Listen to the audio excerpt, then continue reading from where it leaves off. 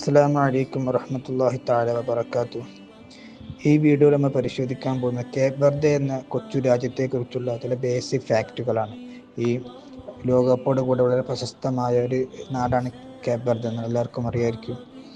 നമ്മൾ പലരും ഈ രാജ്യത്തെക്കുറിച്ച് കേൾക്കാൻ തുടങ്ങുന്നത് പോലും ഒരുപക്ഷെ ഈ ലോകകപ്പോട് കൂടിയായിരിക്കും. ആഫ്രിക്കയിലെ പടിഞ്ഞാറൻ തീരത്തുള്ള അറ്റ്ലാന്റിക് സമുദ്രത്തിലെ ഒരു ദ്വീപ് രാഷ്ട്രമാണ് കേപ്പ് വെർദെ എന്നുള്ളത്. ഏകദേശം 10ഓളം ദ്വീപുകൾ കൂടിയിട്ടുള്ള രാജ്യമാണ് കേപ്പ് വെർദെ. ഏകദേശം ജനസംഖ്യ 6 ലക്ഷത്തോളം മാത്രമേ ഇവിടുത്തെ ജനസംഖ്യയുള്ളൂ എന്നാണ്.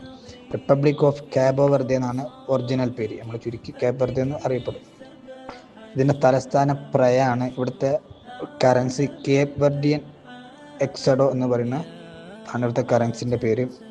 ഈ ദ്വീപുകൾ 15-ാം നൂറ്റാണ്ടിൽ പോർച്ചുഗീസുകാരാണ് ഈ ദ്വീപുകൾ കണ്ടെത്തുന്നത്. അങ്ങനെ അതിനെ കോളനിവൽക്കരിക്കുകയാണ് ചെയ്തത്. പിന്നെ 1975-ലാണ് പോർച്ചുഗീസുകളിൽ നിന്നും അവർ സ്വാതന്ത്ര്യം നേടുന്നതും. അതുകൊണ്ട് തന്നെ ഇവിടുത്തെ ഔദ്യോഗിക ഭാഷ പോർച്ചുഗീസ് ഭാഷയാണ്.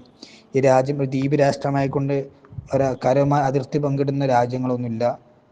പിന്നെ തൊട്ടടുത്ത രാജ്യങ്ങളായിട്ടുള്ളത് സെനഗലും ദ ഗാംബിയ, മൗറിറ്റാനിയ പോലത്തെ രാജ്യങ്ങളാണ്. പക്ഷേ ഈ രാജ്യങ്ങളും ഏകദേശം 500 കിലോമീറ്ററിലധികം ഡിസ്റ്റൻസ് ഉണ്ട് ഈ രാജ്യങ്ങളും ഈ കേപ്പ് വെർദെ രാജ്യവും. ഇവിടുത്തെ പ്രധാനപ്പെട്ട ടൂറിസ്റ്റ് അട്രാക്ഷനായിട്ട് വരുന്നത് സാന്റാ മാരിയ ബീച്ചാണ്. അത് വളരെ ഒരു വെളുത്ത മണൽ തീരങ്ങളും തെളിഞ്ഞ നീലക്കടൽ പോലുള്ളത് ഭയങ്കര ഒരു ബീച്ച് ഡെസ്റ്റിനേഷനാണ് അത് സാൽ ദ്വീപിലാണ് ഈ സാന്റാ മാരിയ ബീച്ച് ഉള്ളത്. പിന്നെ പിക്കാദോ ഫോഗോ എന്ന് പറയുന്ന ഫോഗോ ദ്വീപിലെ ഒരു അഗ്നിപർവ്വതം, ഇവിടുത്തെ ഏറ്റവും വലിയ ഉയർന്ന സജീവ അഗ്നിപർവ്വതമാണ് ഈ ഫിക്കോദോ ഫോഗോ എന്ന് പറയുന്ന ഈ അഗ്നിപർവ്വതം. പിന്നെ അടുത്താണ് സിദ്ദേവില്യ, ഒരു പോർച്ചുഗീസ് വാക്കാണ് സിദേവില്യ എന്ന് പറയുന്നത്. അത് ഒരു യുനെസ്കോ വേൾഡ് ഹെറിറ്റേജ് സൈറ്റ് ആണ്. ആ വാക്കിൻ്റെ അർത്ഥം തന്നെ പുരാതന നഗരം എന്നാണ്. ഇതൊരു യുനെസ്കോൻ്റെ വേൾഡ് ഹെറിറ്റേജ് സൈറ്റ് ഉൾപ്പെടുത്ത ഒരു നഗരമാണ്.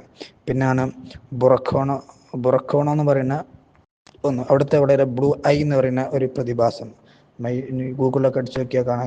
ബ്ലൂ ഐ പ്രതിഭാസം, ഒരു ഗുഹയ്ക്ക് വെള്ളം നിറഞ്ഞ ഗുഹയ്ക്ക് ഒരു പ്രത്യേക കോണിൽ പ്രകാശടിക്കുമ്പോൾ നീലർ കണ്ണ് പോലെ വളരെ അട്രാക്റ്റീവായിട്ട് വളരെ ഭംഗിയുള്ളൊരു ചിത്രം കാണാൻ കണ്ടു. നീലക്കണ്ണ് പോലെ തിളങ്ങുന്നൊരു, നമ്മൾ ഗൂഗിളിലൊക്കെ അടിച്ചു നോക്കിയാൽ നമുക്ക് കാണാൻ സാധിക്കും.